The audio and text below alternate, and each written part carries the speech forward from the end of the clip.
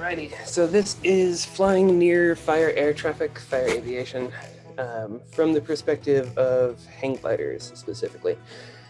The slides for this are at tinyurl.com/hgfiretalk, as in hang gliders. That link will be at the end again. I put a bunch of different resources in the slides on this, so if you want to write things down, don't bother, you can write that down. Questions going through this? I got a finger from John, so are you already interrupting me? I love it. Yeah, Do it. I noticed the questions welcome interrupt you, so I'm going to interrupt you. Just like that. Thank you I so much. actually, I actually do have a question Yeah, before you even get started, which is, I was always under the impression that if there are any operations in an emergency capacity at all, you get on the ground. So, I mean, that's why I'm here. I really want to, I'm really interested in hearing this whole talk. So I just want to interrupt and say that. Cool. Yeah. And that is a common perspective, and I definitely respect that. We just had Paul Ghazi's respond on the Wings of Regalo board. That's where he is too. So yeah, if that's what you take out of this, that is a perfectly valid response to seeing helicopters and stuff. Hopefully, this will still be useful for some of the wake turbulence and specific considerations for you. But if not, that's cool. Let's see. Oh, some of the slides will be what all we're going through. So if I go there, all the bullet points here, I'm just going to have a slide for each section to say I'm going to the next section.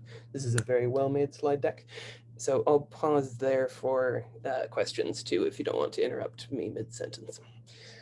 Who am I? I am a Hang 3. I have been flying for only 3 years. There is danger to accepting advice and knowledge from a Hang 3. A lot of the people on this speaker series are way more experienced than me. The reason that you're listening to me is because of the event that Roger Jackson is writing about here. Hopefully this pilot with poor judgment will reflect and realize that around 15 to 20 other pilots there used their good judgment to not fly and jeopardize the site. Yeah. That is still painful to read and realize that he has a legitimate point saying that about me. Hopefully I have come a decent distance from there where I was last year. Can I interrupt again? Oh, please. I'm unaware of what this is referring to. Fear not. Next slide will be that. Okay. Yeah. The point of me putting together this presentation is I got real curious about the specific legalities and just common sense stuff about flying near fire aviation operations, and did a bunch of research and talked to the Cal Fire guy, and that got posted in a couple different places on Facebook posts, but hopefully this is a more digestible format for the people that don't want to trawl through that whole event. If you only take one thing away from this talk, check your TFRs before flying. We'll go into what those are and how for anybody that doesn't know. And stay at least 12 miles away from wherever you see smoke, even if there's no TFR in place. That is the first one, probably a legal requirement. The second one is not, and is just the request of CAL FIRE based on the specific pattern that they're doing around the fire. 12 miles keeps you out of the area where they have to pay attention more. All right, the events that you were asking about, John, where that quote from Roger came out of. I showed up at Hat Creek, firefighting helicopters with buckets. We're operating down in this area just south of Lassen Peak, if you can see my mouse over the map, hopefully. We fly up this section of Hat Ridge. There is an airport up here that they were operating out of. So while they were out of sight and we could see the smoke over the ridge, when they needed to refuel and get more water, they would fly basically through the site back to the airport. Roger Jackson had been there the entire day. I showed up sometime in the afternoon. I set up with some other pilots on top. Roger Jackson warned me off of launch, came over and said, it's not a good idea to launch today. I back off. I checked the TFRs. There were not any at the time. As you can see from the map here, there was later. I talked to a couple people about what they know about helicopters and the dangers thereof and fire operations. And I decided to launch an hour later. And 30 minutes into the flight, a helicopter passed me, and then I went to go land about 5 minutes later. Links here if you want to dig into more of that. Roger's post is not directly about me. Is like he wrote something about making good decisions about fire aviation. Like it's worth a read. It's very well written. A couple of people that I really respect him. So by transitive property, he is a good person to listen to. I'm going to stop the slides for a sec because I think it would be fun to take a look at what that actually looks like from the air. And I just managed to get this thing to load. So this is me above the ridge. It's a nice glass off, but with a little bit of thermic activity. So I found something to circle in. And you get to suffer through one circle. Can you hear the audio? Thumbs up, Nate? Yeah. So maybe you'll be able to hear the blades through here. And about now, I can. And I'm looking around and spot it. See if you can see the helicopter rolling through.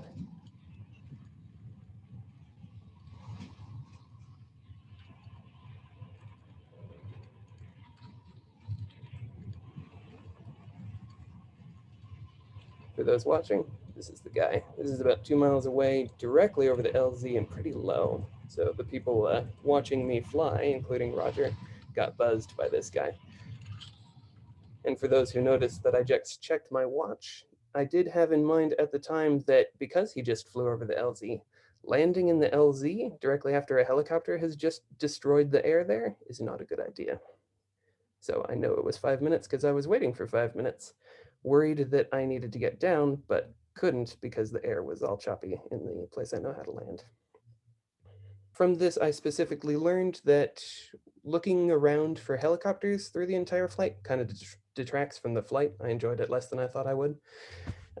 Constant vigilance for like helicopters that are likely as opposed to just looking for traffic like normal is more attention grabbing.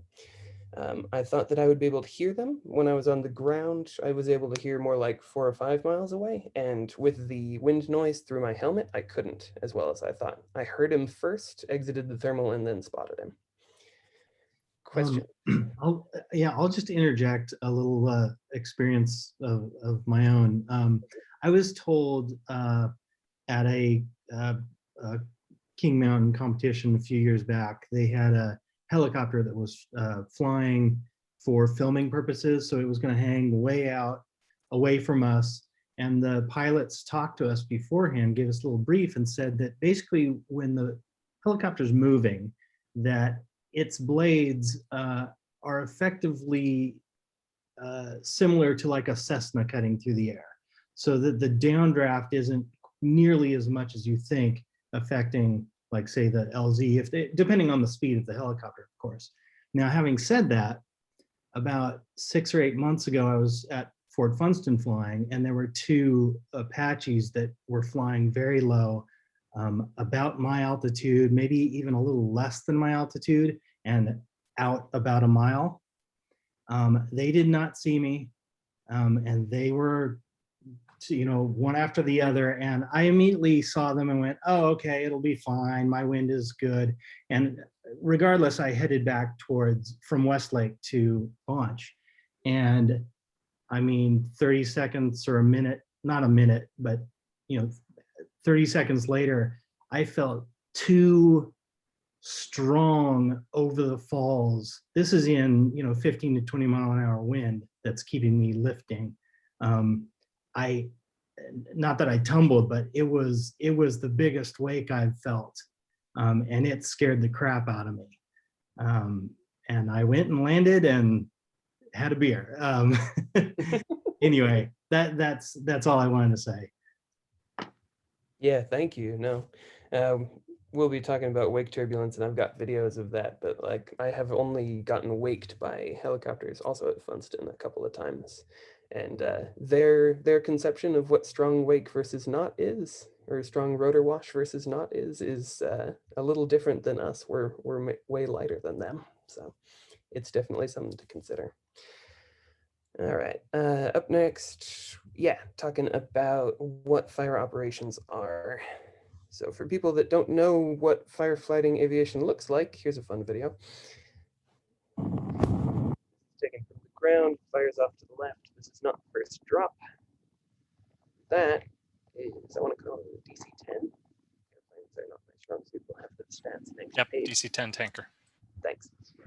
And we've got this guy, an air attack aircraft that is helping direct its flight to the site. Like Paul was saying on Facebook, they can't see very well out of that cockpit. So it's helping line up where they should be flying. And they're going to fly over and drop a ton of fire suppressant, which is red. Watch this turn.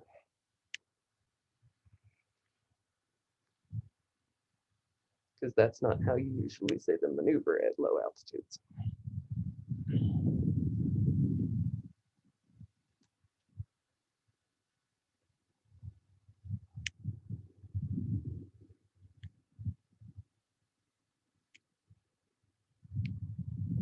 And after that, they're going to power out into the air attack aircraft on a different path.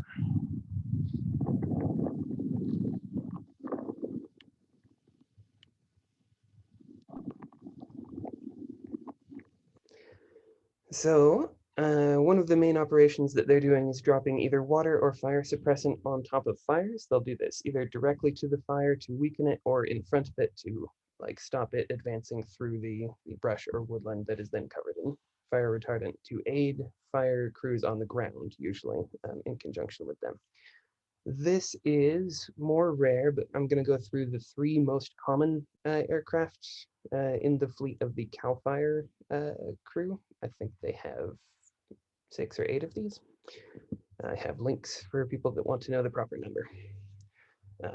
Cruise speed 485 miles an hour. They won't be doing that around the fire, but when they're on route 2, like it's an emergency, they might be booking. They fly at much lower altitude than you would ever see this heavy of an aircraft. So if you're around a fire, you get to deal with something that you're not dealing with in normal Class G airspace. The ones that I was flying near were the Super Huey helicopters. They have onboard storage of fire suppressant, as well as they can carry a bucket on a line below. So if you see them out, they may still be dropping fire suppressant, even if they don't have the buckets on. Cruise speed 126 mile per hour. These guys are going to be operating at the lowest altitude over the fire.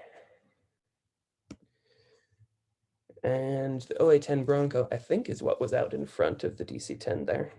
These are for air tactical or air attack operations, which is not dropping fire suppressant, but a bunch of other things that we'll run through. Usually directing air traffic and talking to the firefighters on the ground. They have good sensor suites so they can help identify people or where the fire is, and they sometimes help direct the firefighters' response. Yep, thing I just said. These are often the first responding aircraft. They have the most of these. They will be sent out to investigate a fire. And this is something that they do more than the drops. Like most of their operations are this initial attack operation. That's just the third bullet point.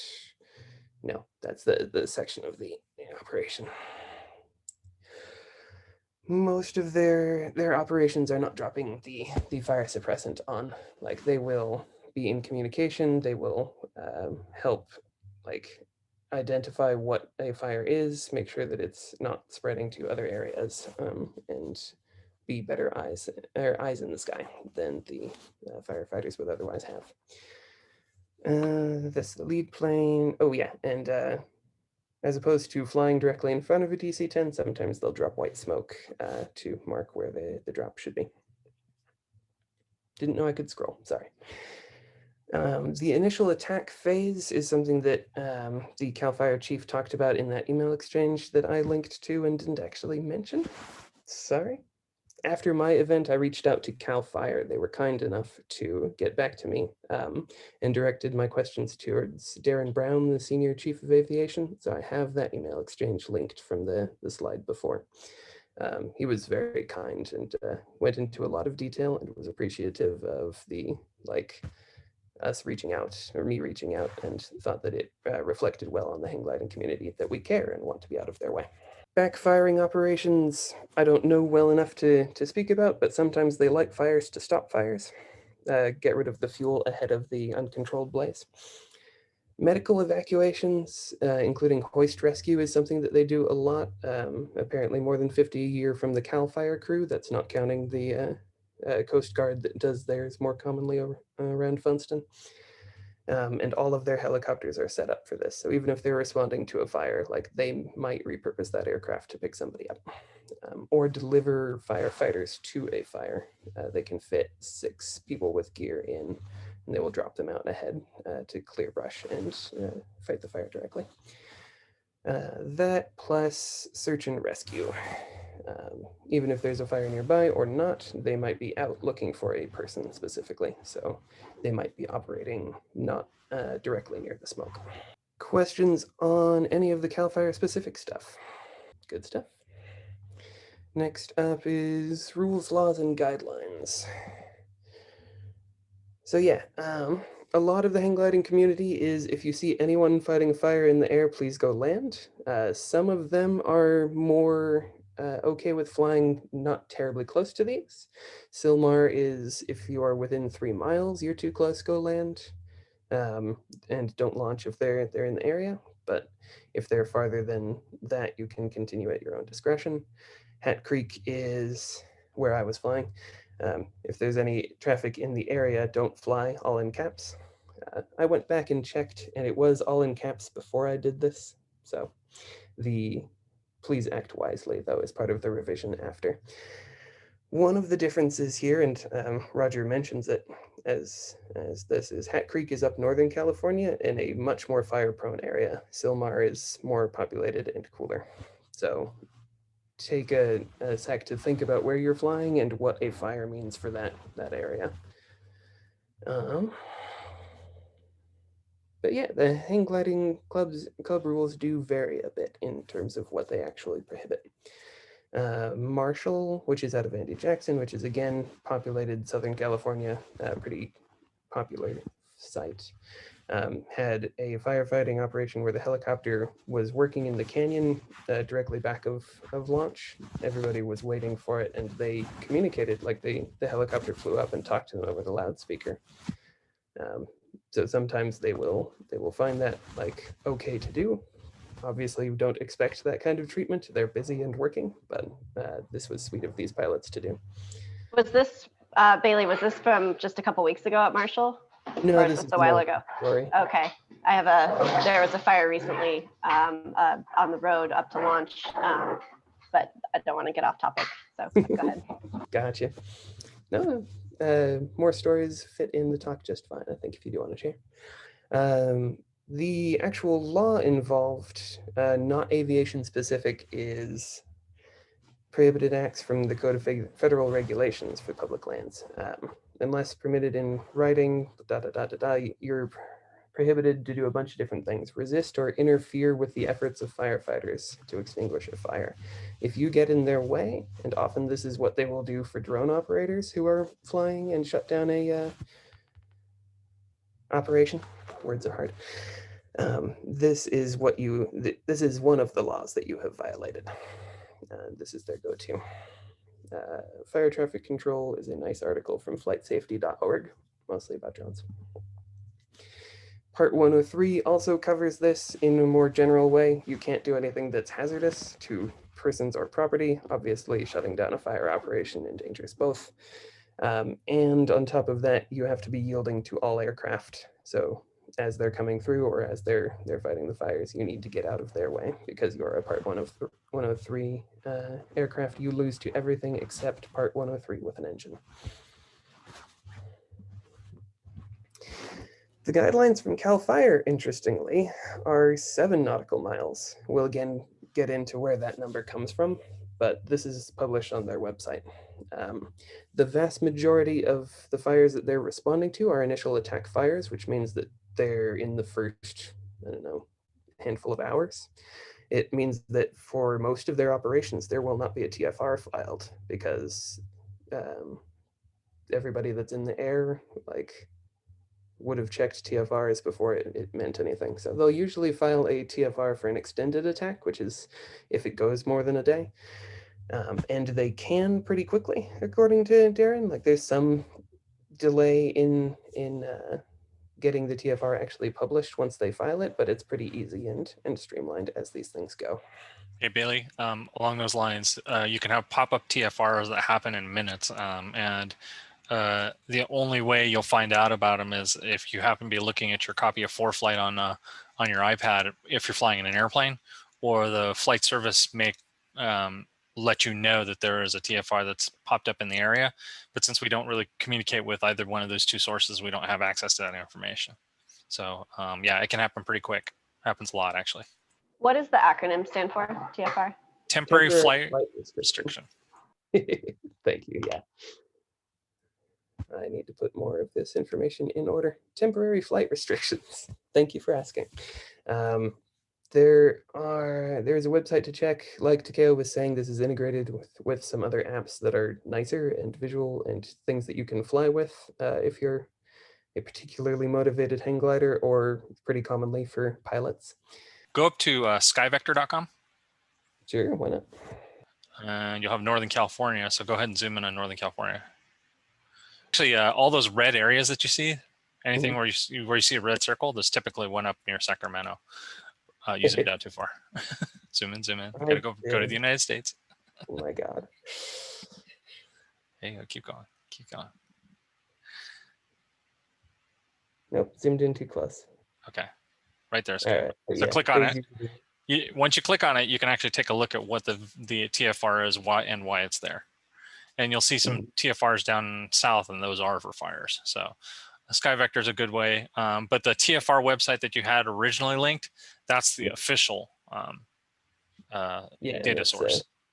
That's what SkyVector is linked from. Right, SkyVector is drawing off that information. So you can look at it, and SkyVector is a good source of that information. But the official notification is what you're looking at right now. Cool. Awesome. And they have the AMAP as well. It's probably not as good, just otherwise why would SkyVector exist? But yeah, the red circles you can click through and you can see visually where you're going to be flying and what's in the area. When you go to an individual TFR, it will tell you who owns it, what area it is. Usually this is given as a radius from a point and then an altitude set, often from the ground up to something, but it will vary. So it might be worth checking one of these. If it's going to be above your head on a rare occasion, it might not matter for you. Yeah, bad day to be flying in the Owens. Is that what it is? Yep, Bishop Airport right there. Oh. And they do Aerotow out in the Owens, right? For sailplanes. Ah, got you. On topic. Sorry. Can I interrupt again? Yeah, please. Takeo, I think this is a question for you. Do you know of like a convenient phone app that will give this information? Or you're talking about a temporary flight restriction? Yeah, something that pilots can, at a site, if they have cell connection, kind of quickly look up something. SkyVector is probably the easiest because it has the chart on it. Okay. I personally, as a pilot, I use this app called ForeFlight. Okay. And it's basically the same. It's a terminal. It's a sectional or terminal chart or wide area chart, and it has basically all the airspaces, who owns what TFRs are available. Also, the weather for what we call airmets and sigmets and all that kind of stuff. That is on here. But as far as hang glider pilots, pretty much you need to know the different types of, like, what particular airspace is where you're at or where you're going to be flying, and then any temporary flight restrictions that pop up. So along those lines, and I don't want to get too far away from the subject, the one that bites us most commonly in the Bay Area is not a fire TFR. It's actually like a presidential TFR, right? So most TFRs are 5 to 10 miles, but you can get the presidential one, which is 30 nautical miles. And so if the president happens to be showing up to Levi Stadium, that'll actually cover almost all the local Bay Area sites. Mhm. And those apply to Part 103. Actually, they apply to everything. They apply to Part 103, Part 107, model airplane flying, and GA. And professional aviation, you have to have an instrument flight plan, or you have to have a flight plan to fly in and out of there.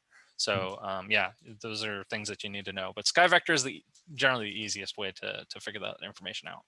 Okay, cool. So I wonder, is SkyVector this tfr.faa.gov? No, SkyVector is basically a site that allows you to look at all the sectional charts in the country. Yeah.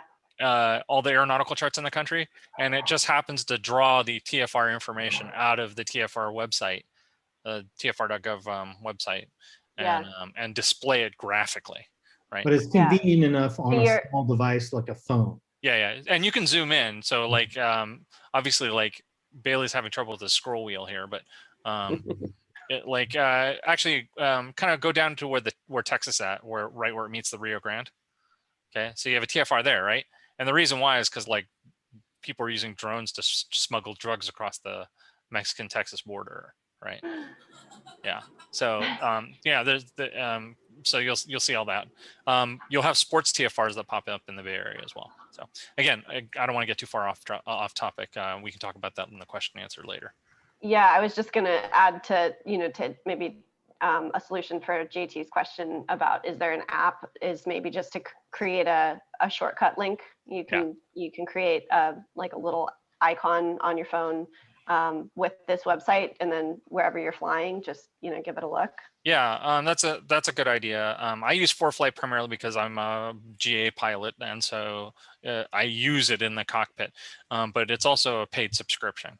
So if you want to talk about something that's free, SkyVector is probably the easiest thing to do. And you should be looking at sectional charts anyway. You have to know that stuff anyway, right? As we found out from our Hang 3 and Hang 4 reviews. Okay, sorry, Bailey, go ahead. Not at all. And yeah, skyvector.com was this one, and then the tfr.faa.gov is the FAA's official publishing of this same data set. I mentioned most of the things that I wanted to. When you're looking at an individual TFR, they may also list times that it's operating. So sometimes it's only during business hours. You can fly in the evening. And they might have a number that you can contact of the managing agency if you do want to request permission through, or just to see what's up. TFR is a type of NODAM, Notice to Airmen, for more acronyms. If they are calling them NODAMs, it's the same thing. It's a more broad category. I think we got plenty of questions in there, but anything else at this time? I have one more. Oh. This one might be just kind of a general question, but curious, who is responsible for putting out the white X, or basically, calling the day?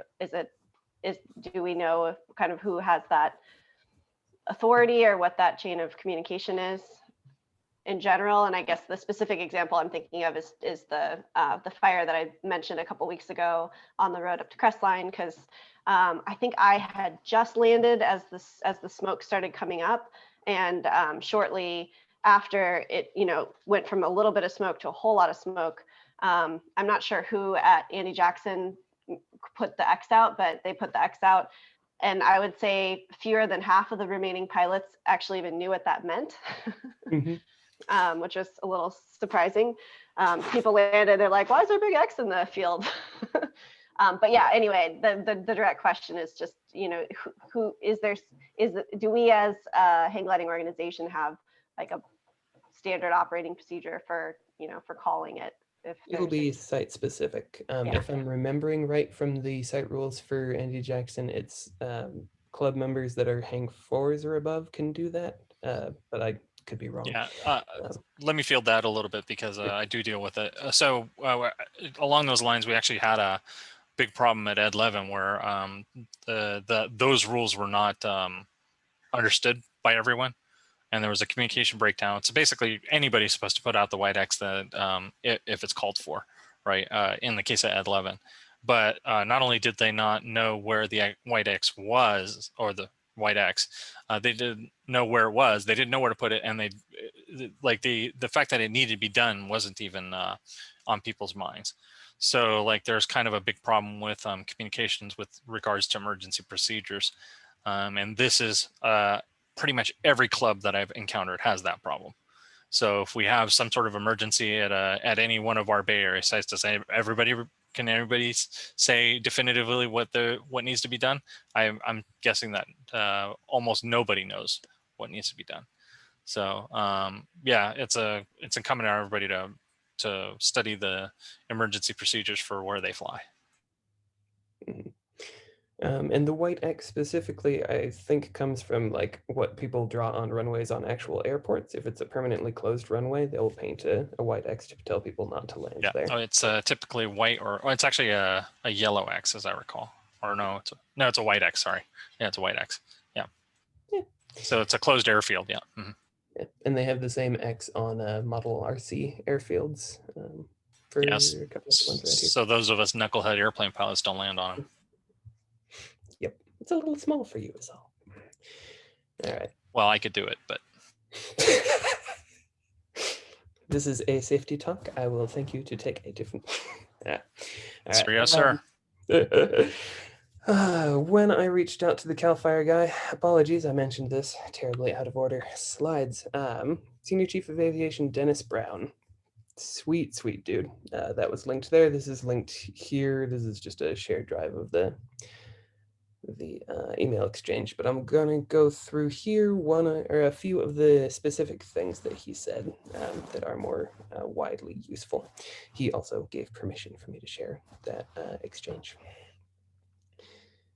Oh yeah, and this is the specific wording for like, I didn't know if I was going to be bugging them by calling, and it came back with they were very happy to talk to me, and he was extremely gracious in like the amount of time that he put into the answers. Like he is appreciative of us putting in the effort to stay out of their way, and that's part of the fun of this, putting this out there to the community, is sharing that information. So it's not him doing this to everyone who asks.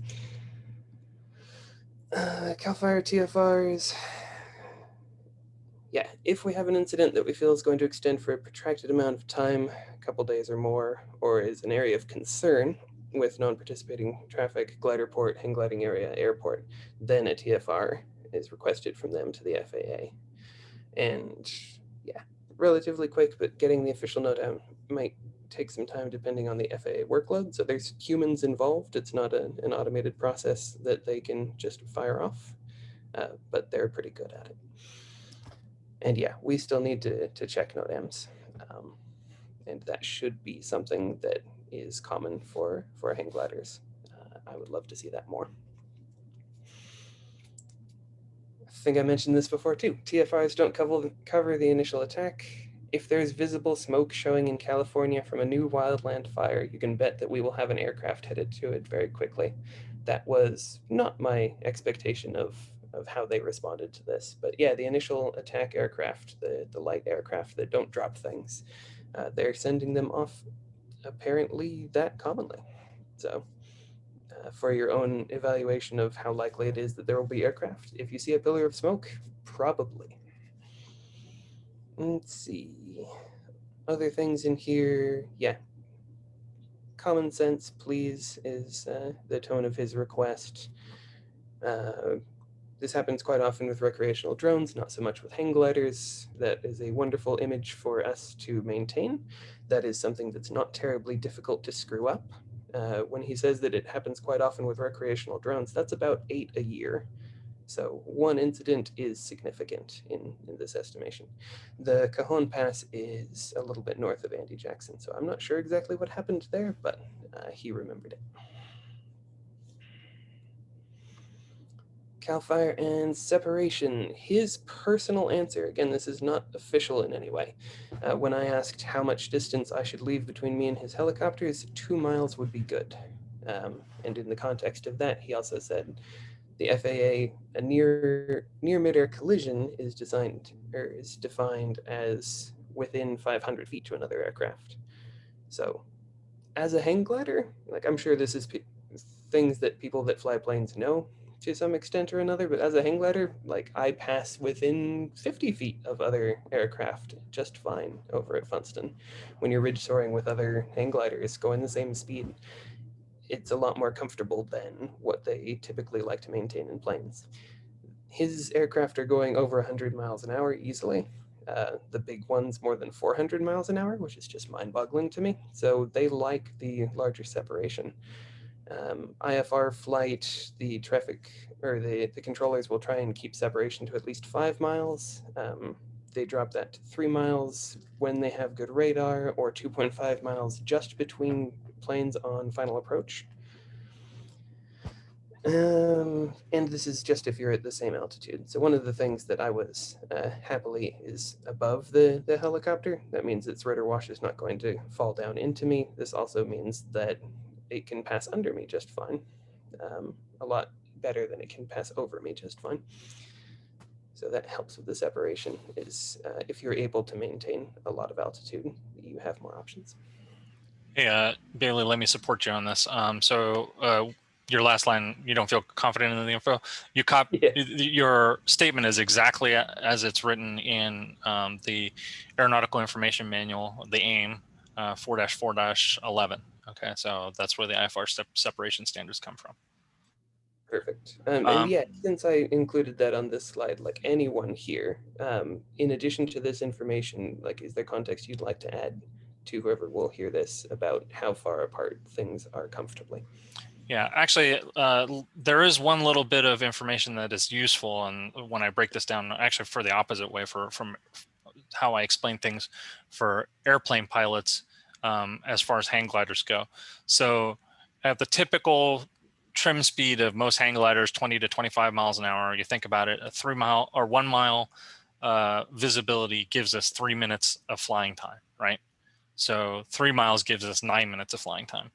But if I'm flying around in a Lusitania where I'm going at 100 knots, right? So that's, I'm doing a mile every 45 seconds or thereabouts. So 1 mile of visibility is only good for 45 seconds and not 3 minutes, right? And 3 miles is only good for what, minute 30. So like 2 minutes and 15 seconds, right? So if you're going right up to the speed limit that you'd encounter under 10,000 feet, which is 250 knots indicated, you can see how like even 5 miles will get eaten up real fast. So stay away is the right answer. Yep. And that's part of why that speed of the DC-10 is just so terrifying. Like if it's going more than 400 miles an hour, if it's booking it en route to a fire, then if you see it more than 5 miles away, that's still less than a minute to react. Yeah, that you're talking like 70% of the speed of sound. So yeah. Takeo, John, Kelly, anyone else, how far away do you usually see things as you're doing your scans? So this item about collision, or the possibility of a collision within 500 feet. If you're going the same direction, it's not that tough to see things, but it's like, I mean, I was doing an evening flight with another hang glider pilot in the back seat, and her uncle in the front seat. And we had an airplane that was probably inside of a half mile, that because of the way the sun was oriented, I didn't see him.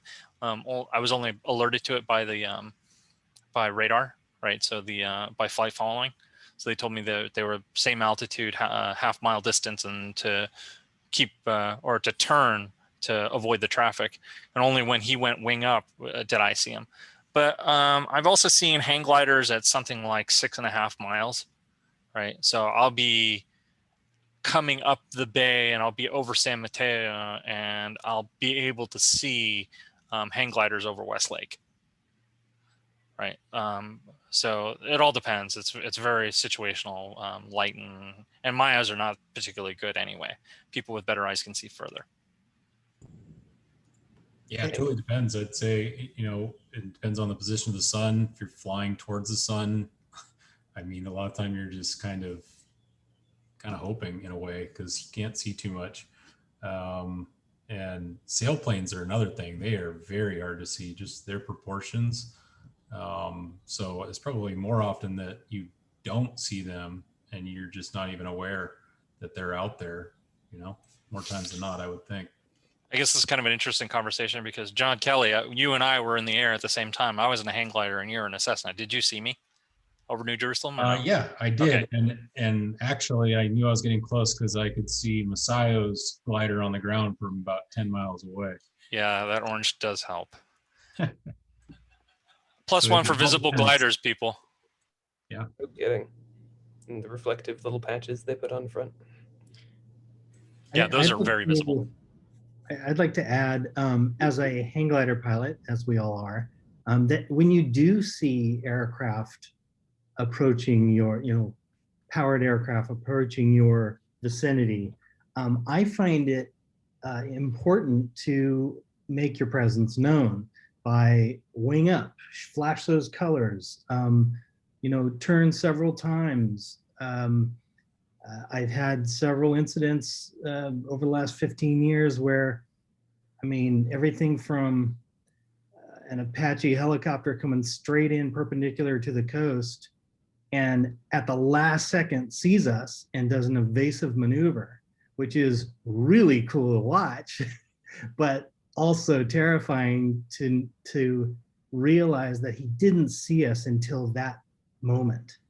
That's happened several times. And I think that the story I told you of the two helicopters that I felt their wash earlier this year, they I think saw the paragliders down at Westlake. They did not see the hang gliders at Funston. And so that's why they flew right past Funston, low and close. And when they saw the paragliders, then they turned out to Pedro Point pretty quickly. But I just want to add that it's important to show your colors when you do see powered aircraft around. Not in an emergency situation, you want to get on the ground, but right. If you're sharing the airspace, and I do this with airplanes as well as hang gliders, I'll bank up and change my course a little bit, and like a glint off a windshield, shine of that holographic tape that Diver Dave and Jonathan Deach like to use. That's actually really good. A little bit, just the changing of the shape against the background, that's usually good enough. So yeah, the banking up is actually a really good tip. In fact, if you look at the Dreaming Awake series, where Wolfie is flying over Utah and all his buddies are flying over Utah, and they get an F-16 that closes to within a mile distance and sees them because they bank up and peels away. We turn back to get a shot of me flying over the peak. I'm looking in front of us and I see something, a dark spot in front of us, and I go like, what is that? And right then I see it's an F-16 coming right at us, and Jonas is in front of me and kind of banks it up, and the F-6 banks it up the other way and just passes us by like 200-300 meters.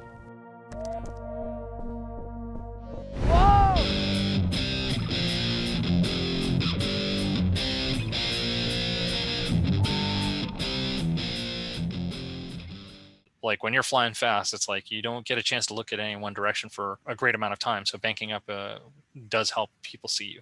No, thank you, John, for pointing that, and thank you, Takeo, for sharing.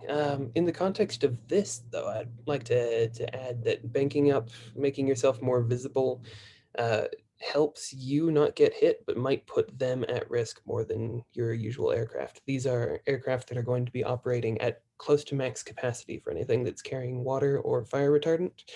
They are obviously wanting to bring as much as they can.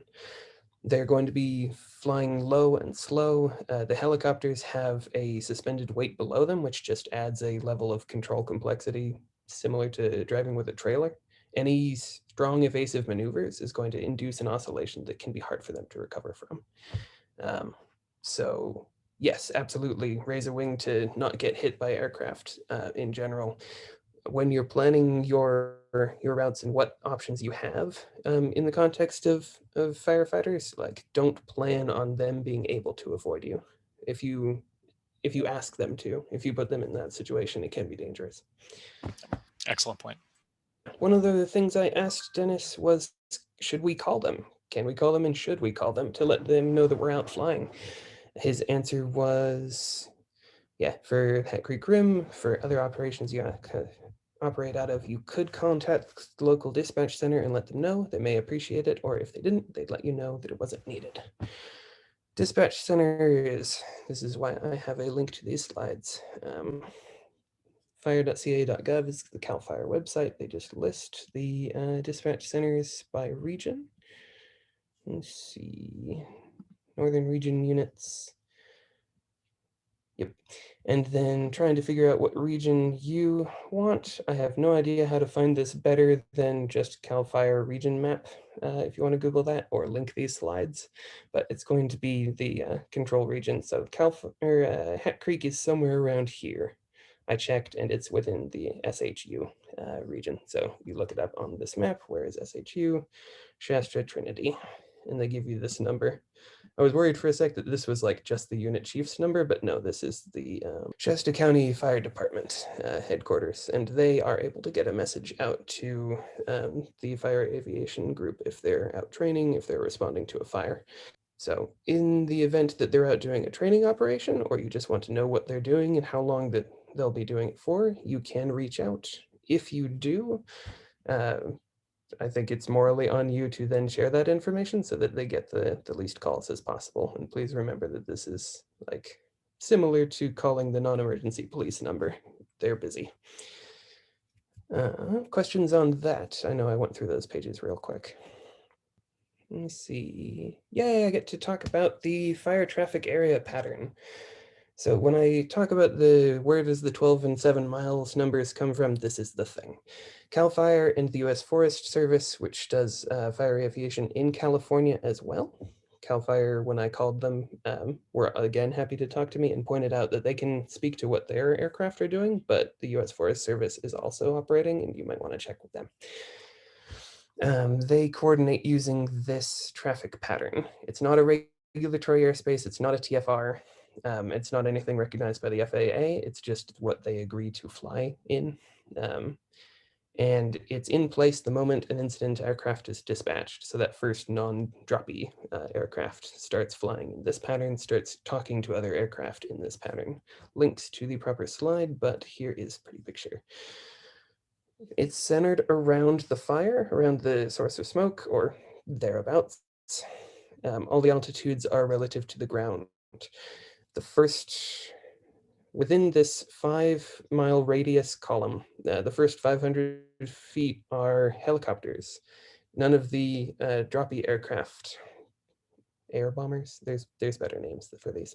None of the DC-10s will be operating below 500 feet unless they're in the middle of a drop. And once done, they will get back out, rejoin this 7 nautical mile radius ring, and then get directed back into the FTA area, the middle column, by the directing aircraft, which is usually one of these air attacker aircraft circling up top and watching everybody.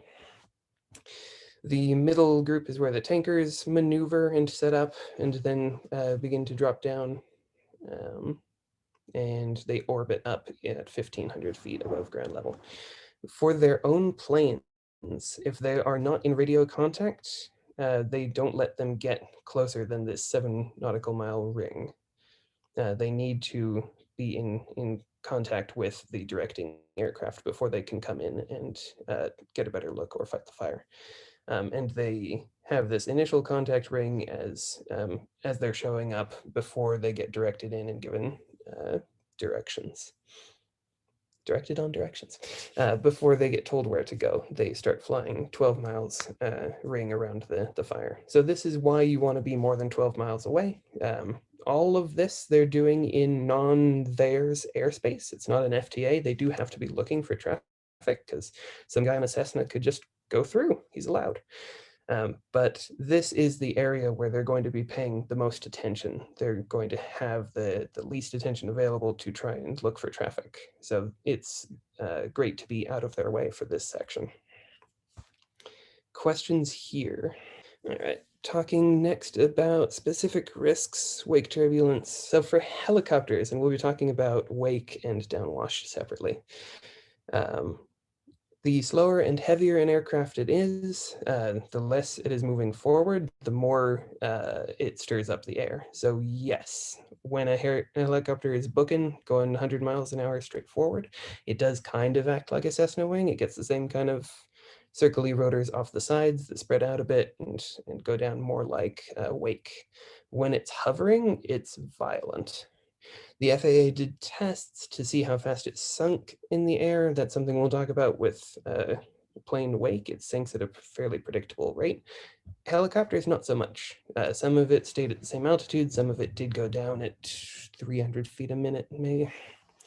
It is also blown with the wind. So like you were saying at Funston, if they're going parallel to the cliffs out over the water, it is going to get blown in towards you. And that's something that they'll commonly do, especially out over the ocean. They like to be flying like where there's not buildings and land that they have to deal with. So they might buzz you. Ground effect, it starts going sideways. We'll get to watch videos of like the severity of this for somebody who hasn't been directly under a helicopter before. You know how trees move in wind, so you have a context to understand this.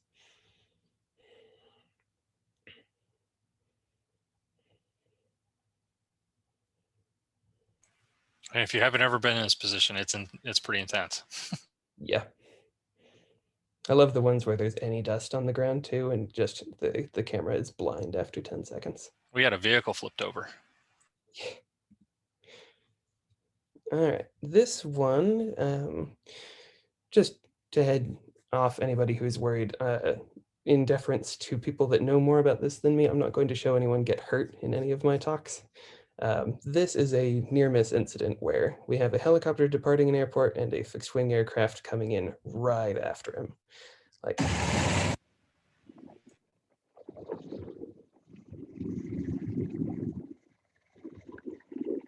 we missed the best part, that when we come back on the fixed wing aircraft,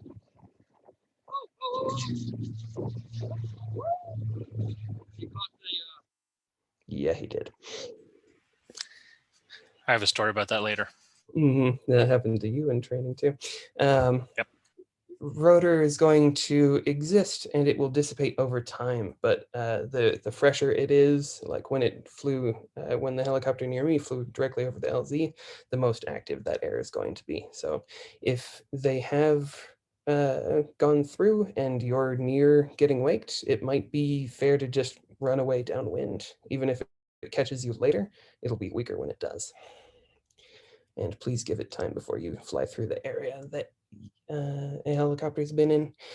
At this point, I'll mention Bob Wills is a notable example of a very good early hang glider, pioneered, founded Wills Wing, all that, and he died due to an accident in filming when a helicopter didn't directly fly over him, but when he flew through an area that a helicopter had been in. It had been filming, so it had been flying very slow through that area, and the air, even several minutes later, was enough that he just dropped. Switching over to fixed wing aircraft, so any questions on the helicopters or additional comments? Cool. So wake turbulence, when we're talking about winged aircraft, made up of the jet wash from the propeller or jet engine and the wingtip vortices, the air coming off of the edges of the wings being compressed below and kind of sucked up above. It gets a spin to it. Slower, heavier planes, again, make more. So a DC-10 flying down near you is going to be the most you will ever feel, probably, especially when it's loaded up. As opposed to turbulence, and even worse a little bit than the helicopter downwash, it will linger in the air because it's a smooth spin. It's not random disruption of the air. It's a circle. Vortex. Vortex, thank you. It does descend 300 to 500 feet per minute, and it settles, which I didn't know when I was starting to research this, between 500 and 900 feet below where it started. I can't see my own slides because I'm looking at your pictures. It spreads horizontally. It'll go out to the sides of the path of the aircraft, and again, it will get blown with the wind. This one is a fun shot of a jetliner going through a thin area of clouds away. And you can see where it starts developing those vortices, and then you can see it begin to drop down. And we'll have a couple of videos after this to show a more concerning level of intensity. So these are tests run by NASA. Again, you have a fixed-wing aircraft going quite fast at a low altitude. And this is off a bit, so you get to see it gradually spread and develop through this. It'll take about a minute, and it's probably 30 seconds before anything very interesting happens. But this is a jet engine, or a jet, so again, something in the DC-10 weight class. It's not going to be this bad for a light aircraft.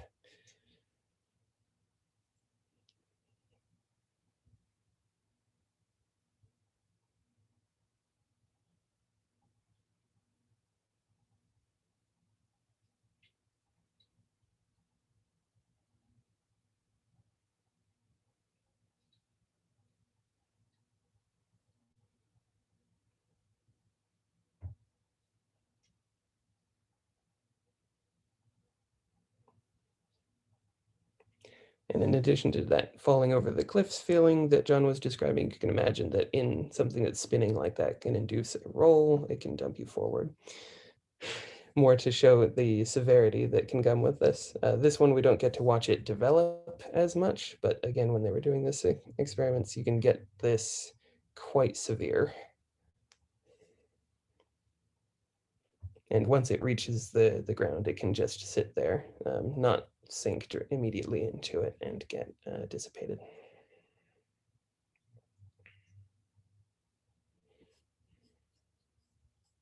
All right. Both the rotor wash and the wake is talking about risks to you, but I'm going to talk about risks to both the operation and the other aircraft, which I mentioned briefly earlier.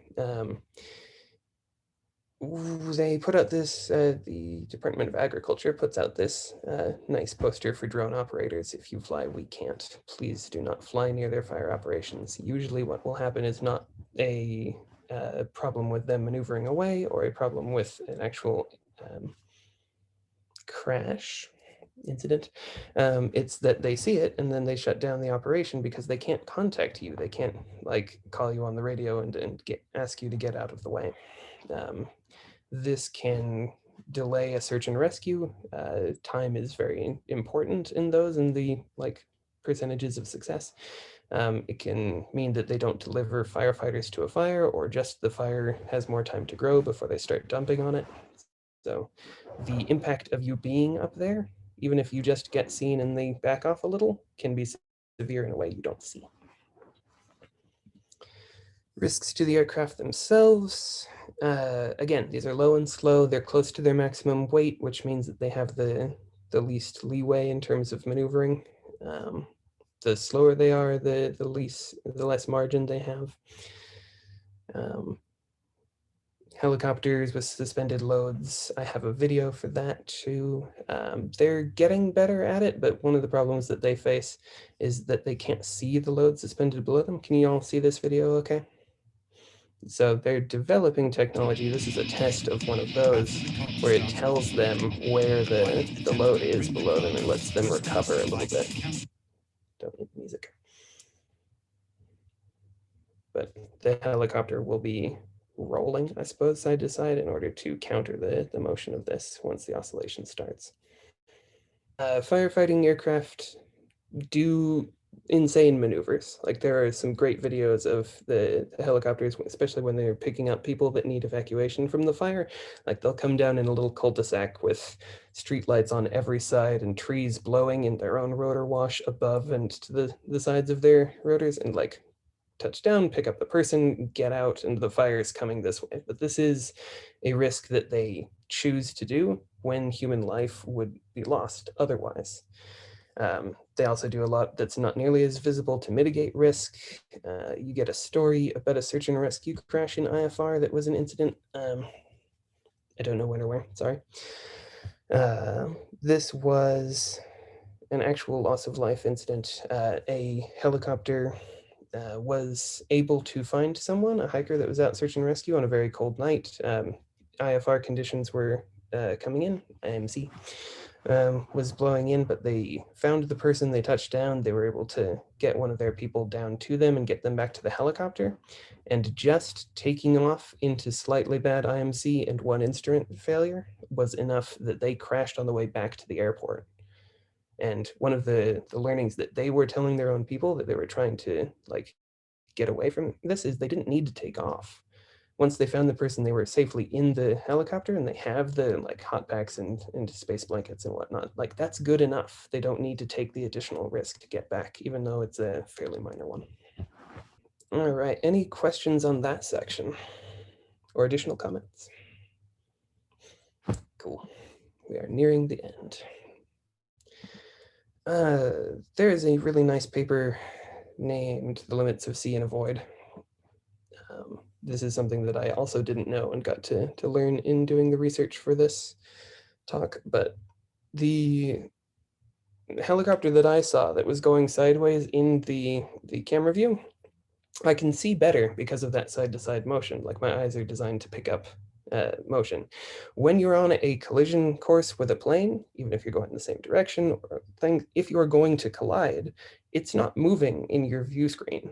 Like it's the same angle all the way into the point of impact. The only thing that you get is it looks like a tiny plane. It looks like a tiny plane. It looks like suddenly a much larger plane, and that's geometric progression. Like by the time that it's rapidly increasing in size, you have almost no time to maneuver left. So your scan of the surrounding airspace needs to be, you settle your eyes and let them actually focus on what you're seeing and look for planes and then pick another section and continue.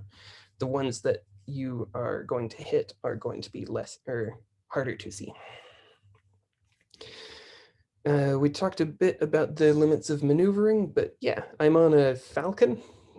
My options are trim speed or fast and also very down. So I can probably displace if I see him 2 miles out, then like a helicopter traveling 100 miles an hour, I have slightly more than a minute to. Yeah, 2 miles, 40 seconds or something. So yeah, I have slightly more than a minute to respond. I am going a mile every 3 minutes, 20 miles an hour or something. So Yep. I don't get to do 2 miles, which is what the CAL FIRE chief would ask for. If I was on the collision path with that aircraft and still need time to maneuver and then book it off to the side, like if I have altitude to dump, I can maybe get more than 1 mile, but probably not 2. If I see him farther out, more like 5 miles away, that would be great, but I didn't in this case. And this was the easy to see helicopter. Yeah, there's a reason why collision course is referred to in the military as CBDR, constant bearing, decreasing range, right? And the first time that happens to you, where you detect an airplane on a collision course, is very frightening.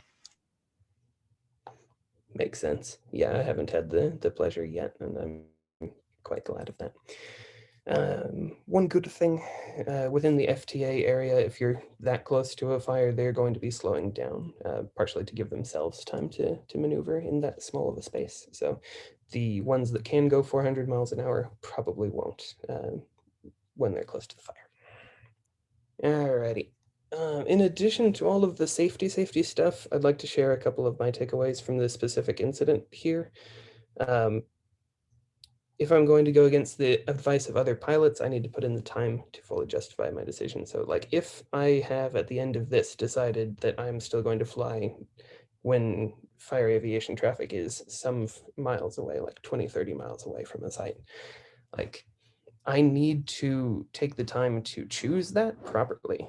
There is so much that I learned in researching this that I hope to have shared some here that I didn't know on the Hill, and what I talked to people for like 40, 60 minutes, that's not nearly enough. So unless I've thought something through ahead of time, I personally will not be disregarding the advice of anybody that tells me not to fly. Like unless I have already on a different day researched that specific thing that they're citing. I will happily ask them to explain, like, and if you're going to be advising other pilots, please do put in the effort to tell them what's going on. But yeah, I I need to think things through, and I can't do that on site in a way that's anywhere near this acceptable level of research. On light lift days, oh yeah. So you were talking about a day at Funston where it was 10 to 15, which is light-ish, and you're locked to the ridge. If a helicopter goes by not slightly below you, but slightly above the level of the ridge, then it's going by. The rotor wash is that like cone below it all the way down.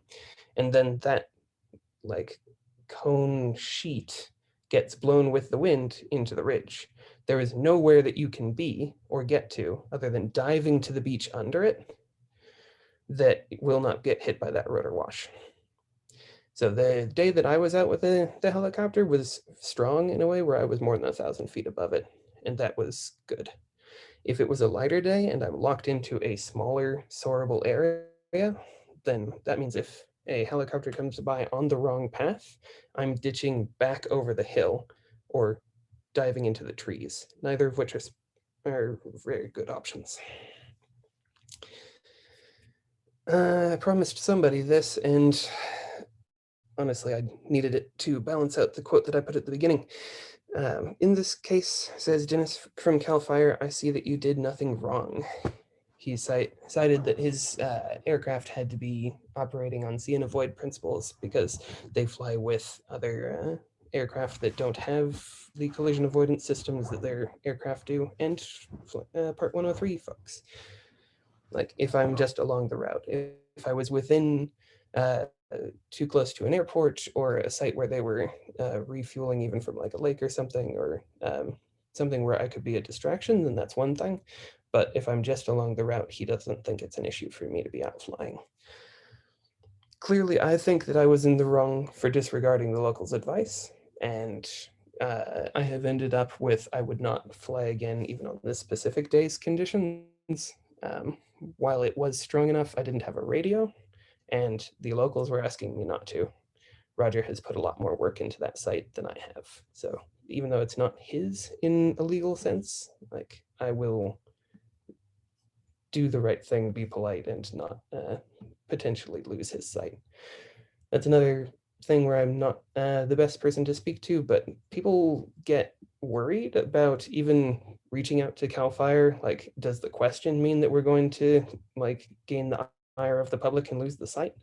The level of worry that they have is confusing to me, but it could mean that like it's just a lot easier than I think it is to lose a site. And watching Ed Levin be like, there's more people here during the pandemic, so no, you don't get to fly. Like, I'm starting to see where that comes from. So sites might be more fragile than you might otherwise think. Also, yeah, Dennis knows the fire aviation side of things very well, but he doesn't know hang gliders as well as Roger does. So as I was saying, I couldn't get 2 miles away guaranteed, and there were 10 people set up to fly. Now, I personally, once I was in the air, picked if 4 people launch, then I'm going to the LZ because I can't watch for this many people and helicopters at the same time. But imagine like a helicopter with a load flying through an area and meeting 10 hang gliders and avoiding one and seeing another and trying to recover from that maneuvering. So who you're flying with, put that into your reasoning. And now is the end of the slides. We made it. Questions and discussions, please. Again, the link to these slides is tinyurl.com/hgfiretalk. That's excellent, Bailey. You put a lot of work into this. Congratulations, man. Thank you. I hope it was worth the year wait.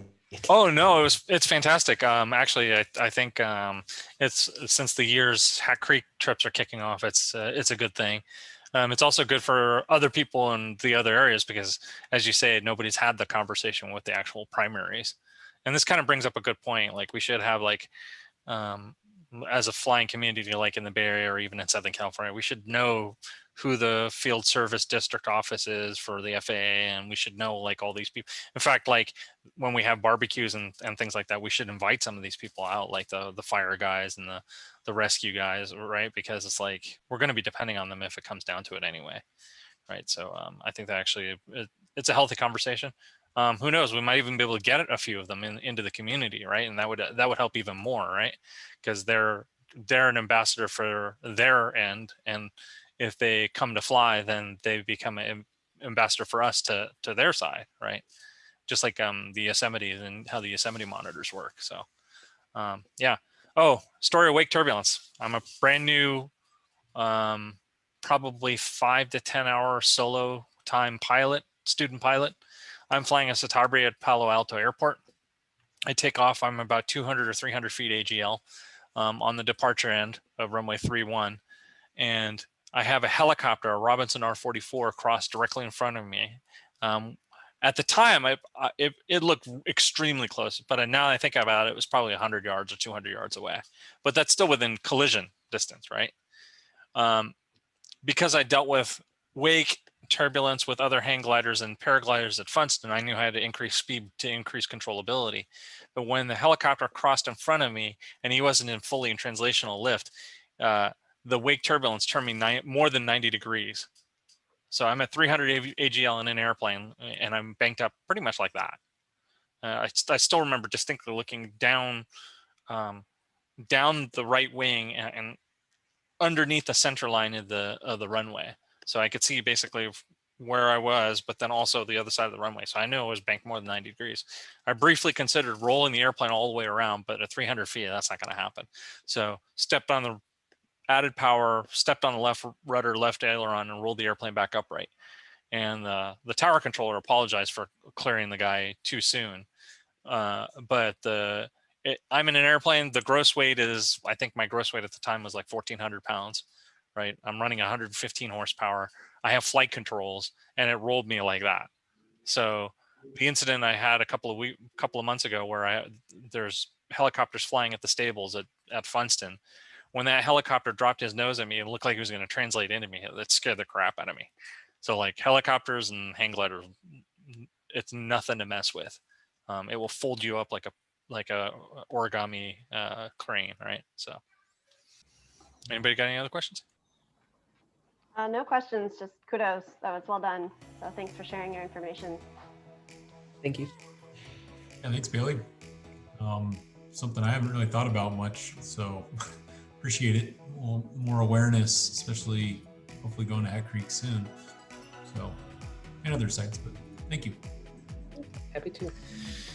Okay, well, any other final words? Not from me. Be safe. Yep. Thanks. Good night, everyone. Good night. Bye. Good job, Bailey. Thanks. Thank you.